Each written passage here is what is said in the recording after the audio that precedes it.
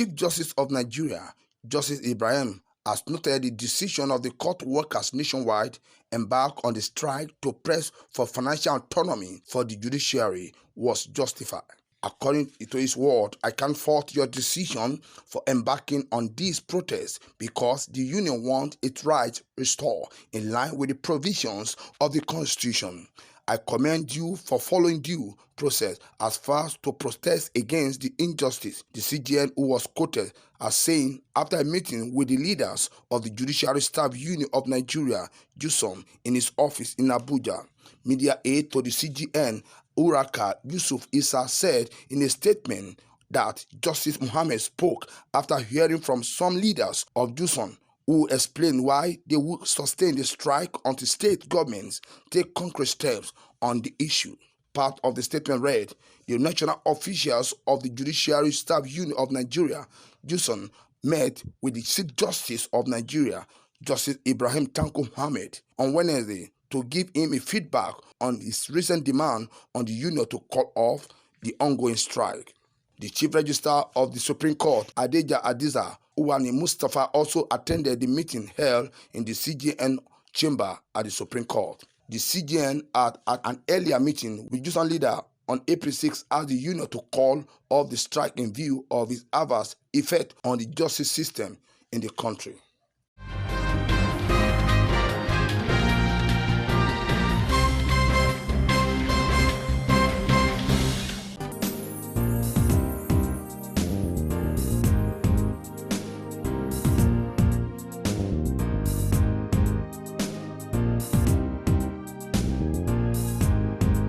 The chairman, Senate Committee on Judiciary, Human Rights and Legal Matters, Senator Michael Okwemi Bamidele, has told the state governors that independence of the judiciary is non-negotiable. Bamidele stated this while answering questions from journalists after a public hearing organized by the Senate Joint Committee on Judiciary, Human Rights and Legal Matters, Navy and Marine Transport. He said National Assembly has made a law that will guarantee full autonomy of the judiciary at the federal level, calling on state houses of assembly to pass a similar law. JUSUM has left the court across the country under lock and key since April 6, 2021, in protest of the non-implementation of the financial autonomy for the judiciary at the third arm of the government. Bamidele said it is laughable that at this point we are still grappling with the need to grant independence to the judiciary arm of government at the state level and local government level. The National Assembly has been making laws that will guarantee full autonomy of the judiciary at the federal level. Our laws are very clear on this. For the National Assembly, we have done the needful by making necessary laws that will guarantee the independence of the judiciary at the federal level. So for us, it is not an issue, because we have done the needful. I also say, for the record, that the National Assembly does not make laws for the states. Every state, according to our Constitution, has its own state House of Assembly. The only time that the National Assembly acts as a state House of Assembly is when it has to do with the Federal Capital Territory, to which we are like the state House of Assembly. We have also done the needful. We cannot continue to call on the judiciary to give peace a chance when we know the conditions under which they work cannot guarantee, a passionate and enhanced delivery of justice. We're all talking about judicial reforms. We're all talking about the need for justice sector reforms. This is central to it. This is crucial to the independence of the judiciary in this country. We must not be left behind by the rest of the civilized world.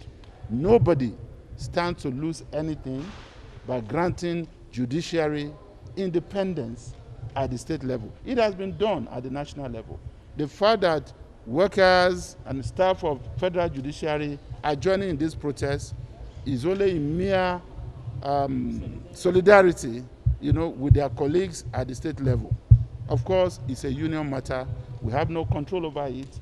We're here as legislators. We can only do what we are supposed to do. At the federal level, we have done the needful, and we are calling on the State House of Assembly, and their excellencies, our governors, to also do the needful. The independence of the judiciary is non-negotiable, and no democracy can survive without being founded on rule of law and independent judiciary.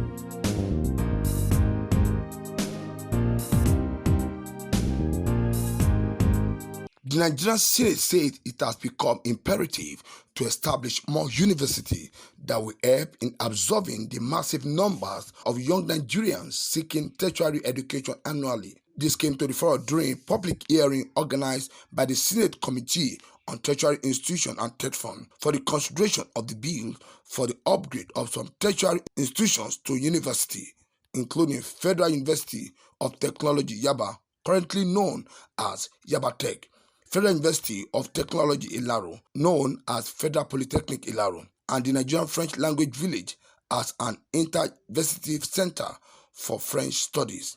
Increasing the functional potentials of the human capacity is therefore an important element that can be enhanced through institutional enhancement and the improvement of existing facilities. In a large country like ours, with increasing population, the demand for educational institutions will surely be on the increase. The government should therefore be concerned about growing the institutions in tandem with the needs of the people and to ensuring that quality is guaranteed. Our focus at this public hearing is to once more highlight these issues so we can appreciate what more we have to do in line with our commitment to nation building. Specifically, we are scheduled to look at the establishment of the Federal University of Technology, Yaba, and other matters connected therewith. The establishment of the Federal University of Technology, Laro, and the establishment of the Nigerian French Language Village as an inter-university center. Senator representing Lagos West, Senator Adiola Solomon, Iyewa Indigen, is the sponsor of the three bill. Permit me to state clearly that these three bills, namely, 1. A bill for an act to provide for the establishment of Federal University of Yaba Technology and other matters connected thereto, SB 85-221. 2. A bill for an act to provide for the establishment of the Federal University of Technology, Laro, to make comprehensive provision for its due management and administration and for other matters connected therewith, SB 84-212. And 3. A bill for an act to provide for the establishment of the Nigerian French Language Village as an inter-university center for French studies and for other matters connected therewith, SB 483, are all in pursuant of one of my legislative agenda to enhance and develop educational institutions as well as human resources development in Nigeria. It is exemplary to state that all the aspects of development in modern world are premised on the level of education obtainable in the society, with the massive explosion in our population estimated at over 200 million and the youthful segment consisting of over half of the figure. There is no doubt that the number and available admission spaces in our existing university are quite limited. Some very prominent traditional rulers, mainly from the Ogun West Central District, were also in attendance. The effort, I want to emphasize it here, to stabilize and put the Nigerian economy on the upward drive cannot be realized without appropriate industrialization. The agricultural rejuvenation and massive mineral deposits exploitation will not affect the economy the appropriate yield without the composite value addition to the true industrial processing of this basic raw material diversification. That is what will grow the economy and also create massive employment drive for the Chile youth. To realize the level of industrialization needed in this country, I would say that a lot of well-trained, technology-driven manpower will be needed. And I think that's why the Federal Polytechnic will come in. So those are the people whose training and experience will be specific to the need of the industry. We realize that Yowaland, West Centurial, is the hub of limestone development in Nigeria. And that's why very soon the Federal Polytechnic Ilaro will be offering courses in cement technology. So these are some of the things that we needed in this country. And that's why the Federal Polytechnic Ilaro apparently, without any doubt, should be upgraded. In his submission, the Committee on Tertiary Institution and Tech Fund charged the current staff of Yaba Tech and Federal Polytechnic Laro to upgrade their qualification to fit the university structure ahead of the upgrade. Take this away. When you're trying to transform from a polytechnic or a college of technology to a university, it is better for you not to make excuses for your limitations. It's better for you to know that you are upgrading. And if the institution is upgrading, you must upgrade alongside. So we don't want excuses. You know what the NUC requires for a university to be established. For a big institution like Yaba College, please encourage all of you to become PhDs and professors quickly. Okay?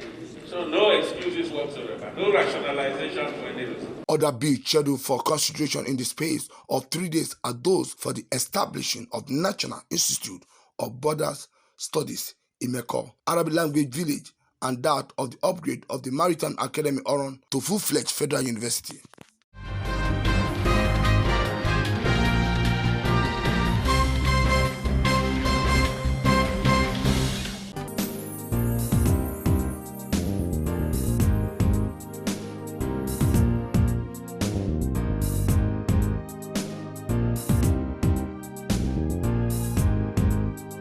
Votes and proceedings. Human rights lawyer Femi Falana has petitioned the Nigerian Senate faulting the lopsided appointment of the board of the National Human Rights Commission as presently constituted, citing the omission of nominee from the Northeast. The petition, which was read in the Senate by Minority Leader Inaya Abaribe, expressed displeasure that Northwest had 3 nominees, all from the Kebbi State.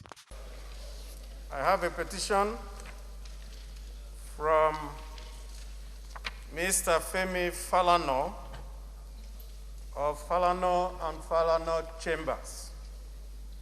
This petition has to do with the appointment of members of the Governing Council of the National Human Rights Commission. The summation of the petition is that in constituting the members, no member of that council is from the Northeast Zone. 2, in constituting the members, 3 members out of 4 representing the Northwest Zone are from one state, Kebbi State, and therefore he is asking the Senate to look into this matter in the interest of our national unity and our laws as established by this Senate. Thank you. There is no judicial remedy being sought. President Muhammad Buhari had, in a letter dated 17 March 2021, requested the Senate confirmation of the board of the National Human Rights Commission to be chaired by Salamatu Husseini with 14 others as members. In another petition, Enugu West Senator Ike Kremadu drew the attention of the Senate to the petition appealing on justice for some Nigerians killed in Togo. Concerned Igweze. This petition is from Concerned Igweze North youths. Igweze North is in Enugu State. It's a complaint against the gruesome killing of some Nigerians, particularly citizens of Iweze North in Togo. And the Nigerian government and indeed the government of Togo had not shown sufficient interest in getting to the root of this matter. So in pursuant to the citizen diplomacy of our country, they have requested this Senate to intervene to ensure justice to the victims and their families. And there is no judicial approach so far regarding this matter.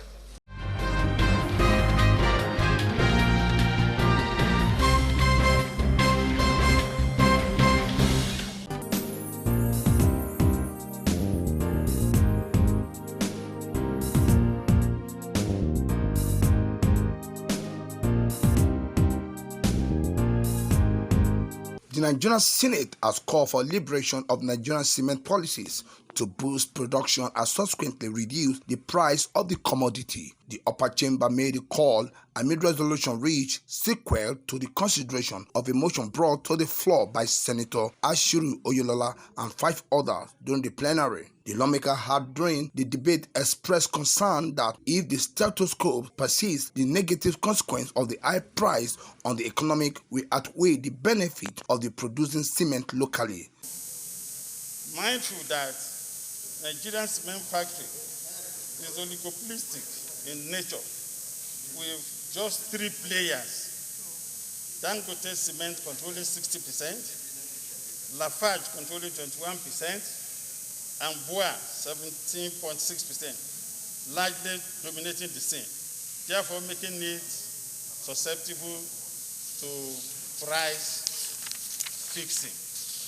Convinced that if the status quo persists, the negative consequence of high price on the economy will outweigh the benefits of locally producing cement. Worried that significant rise in cement prices in the country and low purchasing power of Nigerians may result in low building construction standards and non-completion of land infrastructure works. Strongly believe that there's an urgent need to encourage more local production of cement to satisfy demands of Nigeria with steady growth rate of approximately 3% per annum, a housing deficit of almost 30 million, and engagement over 10.5 million workforce of building and construction industry. Mr. President, considering the infrastructural deficit in this country, housing deficit, private and public houses deficit, unemployment in this country, cement appears to be a critical commodity that has effect on our national economy. It's therefore important that we pay attention to this commodity, like we pay attention to other commodities such as fuel, for example. Mr. President, I think this motion is up, and I urge the Senate to pay attention to all the prayers so that we can have an intervention in this industry because of its reverberating effect on our national economy. Accordingly, the Senate called on the federal government to provide more industrial incentive and industrial protection, such as offering concessionary loan and tax incentive for the new entrants in order to boost production of cement, reduce price, and encourage more valuable producers in Nigeria.